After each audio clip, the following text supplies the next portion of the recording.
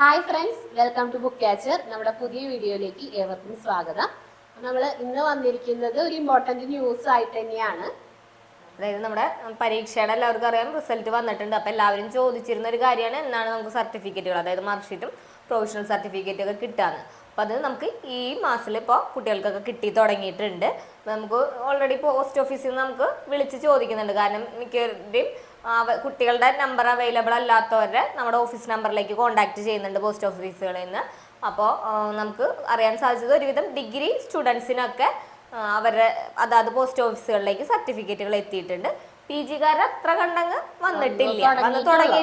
തുടങ്ങിയിട്ടുള്ളൂ. ചിലപ്പോൾ കുറച്ച് പേർക്കൊക്കെ എത്തിയിട്ടുണ്ടാവാം, പക്ഷെ കൂടുതൽ പേർക്കൊന്നും പി ജിക്കാരെ കിട്ടിയിട്ടില്ല. ഡിഗ്രി സ്റ്റുഡൻസിൻ്റെ ഒക്കെ ഒരുവിധം നമുക്ക് കോളുകളൊക്കെ വരുന്നുണ്ട്. അപ്പോൾ ഈ മാസം കൊണ്ട് തന്നെ എല്ലാവർക്കും സർട്ടിഫിക്കറ്റ് പ്രൊഫഷണൽ വരെയുള്ളതൊക്കെ നമുക്ക് കിട്ടുമെന്ന് പ്രതീക്ഷിക്കാം. പിന്നെ ഒരു ഇമ്പോർട്ടന്റ് കാര്യം എന്ന് പറഞ്ഞു കഴിഞ്ഞാൽ എല്ലാവരും ചോദിക്കും, പ്രൊഫഷണൽ കിട്ടിയില്ലോ ഇനി ഒറിജിനലിന് അപ്ലൈ ചെയ്യാലോ എന്ന്. അങ്ങനെ ചോദിക്കാനേ പാടില്ല. കാരണം ഇപ്പോഴൊന്നും ഒറിജിനലിന് അപ്ലിക്കേഷൻ നമുക്ക് കൊടുക്കാൻ പറ്റില്ല. നമ്മൾ പല വീഡിയോസിലും അതായത് നമ്മൾ ഓൾറെഡി പലതവണ പറഞ്ഞിട്ടുണ്ട്, നമുക്ക് കോൺവെക്കേഷൻ കഴിഞ്ഞാൽ മാത്രമാണ് ആ ബാച്ചിന്റെ സർട്ടിഫിക്കറ്റുകൾ ഇഷ്യൂ ചെയ്യുള്ളൂ. അതിപ്പോൾ ബൈ പോസ്റ്റ് ആണെന്നുണ്ടെങ്കിൽ അങ്ങനെ അല്ല. അപ്പോൾ നമ്മൾ അവിടെ നേരിട്ട് ചെന്ന് മേടിക്കുന്നവർക്കായാലും ആ കോൺവെക്കേഷൻ കഴിയാതെ അത് ഒരിക്കലും കിട്ടില്ല. അപ്പോൾ നമ്മുടെ ഈ ബാച്ചിന്റെ കോൺവെക്കേഷൻ ഫംഗ്ഷൻ അവർ ഒഫീഷ്യലി ഫിക്സ് ചെയ്തിട്ടില്ല. അത് നമ്മൾ ഓൾറെഡി പല വീഡിയോയിലും മുന്നേ കോൺവെക്കേഷനെ കുറിച്ച് പറഞ്ഞിട്ടുണ്ട്. അതുകൊണ്ട് തന്നെയാണ് പിന്നെ അത് വിശദീകരിക്കാത്തത്. അപ്പോൾ നമുക്ക് ആ ഡേറ്റ് എന്നാന്നുള്ളത് വന്നിട്ടില്ല. എന്തായാലും നമുക്ക് പ്രൊഫഷണൽ കിട്ടി 6 മാസത്തിനുള്ളിലാണ് കോൺവെക്കേഷൻ വരാറുള്ളൂ. അപ്പം അതിനുശേഷം മാത്രമാണ് നമ്മൾ അയക്കുന്ന അപേക്ഷകൾ അവർ പരിഗണിച്ചിട്ട് അത് ബൈ പോസ്റ്റ് ആയിട്ട് വീടുകളിലേക്ക് അയക്കുള്ളൂ. അപ്പം നമ്മൾ ഇത്രയും നേരത്തെ ചെയ്തിട്ട് പ്രത്യേകിച്ച് കാര്യമൊന്നുമില്ല. അപ്ലിക്കേഷൻ ചെയ്തിടുന്നതുകൊണ്ട് കുഴപ്പമില്ല. അപ്പോൾ ചെയ്ത് കഴിഞ്ഞാൽ ജസ്റ്റ് അവരൊരു മെമ്മോ അയക്കും, നിങ്ങളുടെ കോൺവെക്കേഷന് ശേഷം പോസ്റ്റൽ വഴി അയച്ചു തരാമെന്ന് പറഞ്ഞിട്ടൊരു മെമ്മോയെ വരുള്ളൂ.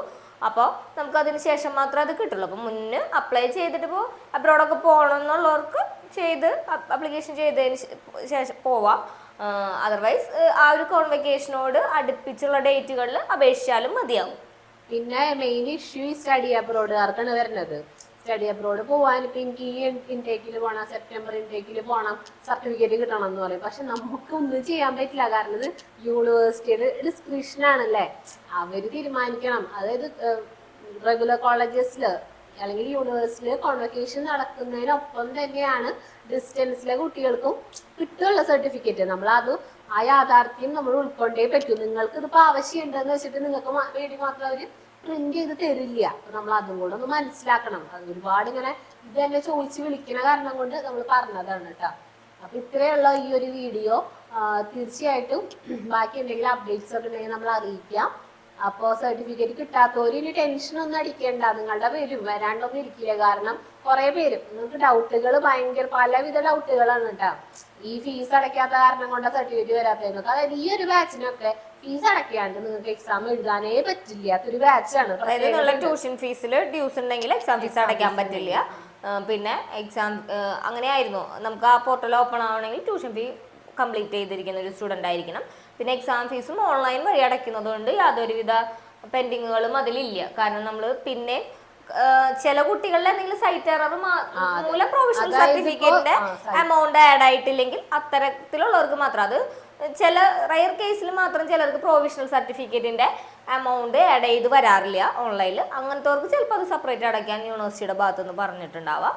അത് യൂണിവേഴ്സിറ്റിയുടെ ഭാഗത്തുനിന്നുള്ള സൈറ്റിന്റെ പ്രശ്നമാണ് കേട്ടോ. അത് ഒരു സ്റ്റഡി സെന്ററുകാരുടെ പ്രശ്നമല്ല. കാരണം ചില കുട്ടികൾക്ക് അത് ആ പോർട്ടൽ ഓപ്പൺ ആകുമ്പോൾ നമുക്ക് ആ ഒരു അഡീഷണൽ ഒരു 900 രൂപയോളം ഉണ്ട് ഫൈനൽ കൺസോൾട്ടേഷൻ മാർക്ക് ഷീറ്റിന്റെയും അതുപോലെ തന്നെ പ്രൊവിഷണൽ. അത് ചിലപ്പോൾ ചില കുട്ടികളുടെ ഓൺലൈൻ പേയ്മെന്റിന്റെ സൈറ്റിൽ ആ ഒരു എമൗണ്ട് ആഡായി വന്നിട്ടുണ്ടാവില്ല.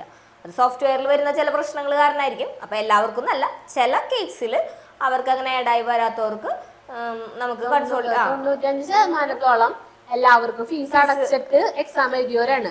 പിന്നെ സൈറ്റിന്റെ ചില നേരത്തെ അറിയായിരുന്നു നമ്മുടെ സൈറ്റ് ഭയങ്കര പ്രശ്നമായിരുന്നു.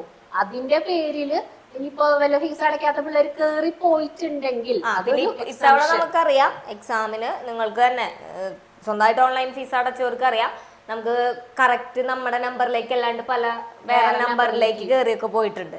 അപ്പം അങ്ങനത്തെ കേസുകളിൽ യൂണിവേഴ്സിറ്റി റെക്കോർഡ് പ്രകാരം നിങ്ങളുടെ രജിസ്റ്റർ നമ്പർ പ്രകാരം ഫീസ് കയറിയിട്ടില്ല എന്ന് പറയുകയാണെങ്കിൽ നമ്മൾ അതിന്റെ അഡീഷണൽ അടച്ചുകൊണ്ട് അത് ഒരു എക്സംഷൻ കേസാണ്. പക്ഷെ നമ്മളത് 95% എല്ലാം ക്ലിയർ ആയവര് മാത്രമാണ് എക്സാം എഴുതിയിട്ടുള്ളൂ. കുറച്ച് എക്സംഷൻസ് സൈറ്റിന്റെ അത് സൈറ്റിന്റെ ഇഷ്യൂ. കാരണം ഇത്തവണ അത് കഴിഞ്ഞ മുൻ വർഷങ്ങളിലേക്കാളും ഭയങ്കര മോശമായിരുന്നു. ഇത്തവണ നമ്മൾ എക്സാം ഫീസ് അടയ്ക്കുമ്പോൾ കുറേ പേർക്ക്, നിങ്ങൾക്ക് തന്നെ അറിയാം, യൂണിവേഴ്സിറ്റിയിൽ നേരിട്ട് ആ ടൈമിൽ പോയി ബന്ധപ്പെട്ടിട്ട് ഹോൾ ടിക്കറ്റ് വന്നാൽ തന്നെ കുറെ കുട്ടികളുണ്ട്.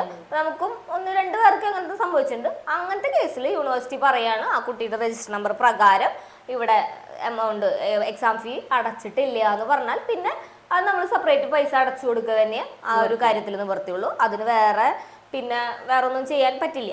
കാരണം അത് റെക്കോർഡ് പ്രകാരമായിരിക്കും പറയുക. കാരണം നമ്മൾ പൈസ പോയിട്ടുണ്ടാവും, പക്ഷെ അത് സൈറ്റ് ഇഷ്യൂ മൂലം നമ്മുടെ ആ ഒരു രജിസ്റ്റർ നമ്പറിലേക്ക് അത് റെക്കോർഡ് പ്രകാരം രേഖകൾ പോയിട്ടുണ്ടാവില്ല.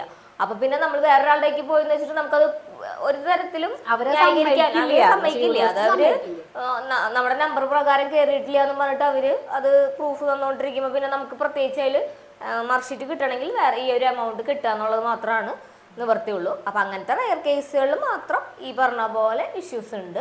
അല്ലാത്ത എല്ലാവർക്കും മാർക്ക്ഷീറ്റ് യാതൊരുവിധ പ്രശ്നങ്ങളും കൂടാതെ കൺസോൾട്ടേഷൻ മാർക്ക്ഷീറ്റും അതുപോലെ തന്നെ പ്രൊഫഷണലും ഡിഗ്രിക്കാർക്കും അതുപോലെ തന്നെ PGക്കാർക്കും MBAക്കാർക്കും ഒക്കെ വീട്ടിലേക്ക് ഈ ഒരു മെയ് മാസം അവസാനിക്കുന്നതിന് മുന്നായിട്ട് എത്തും.